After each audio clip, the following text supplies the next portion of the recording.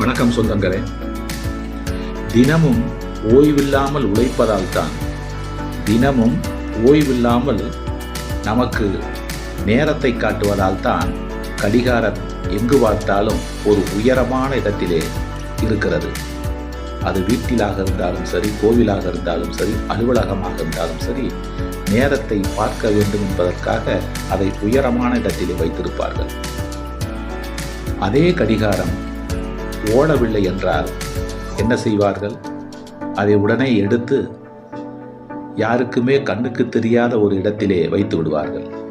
அதுபோல்தான் மனிதனின் வாழ்க்கை. நீ ஓய்வில்லாமல் உழைத்தாய் என்றால் மிக மிக உயரமான இடத்திலே இந்த சமுதாயத்திலே வைக்கப்படுவார்.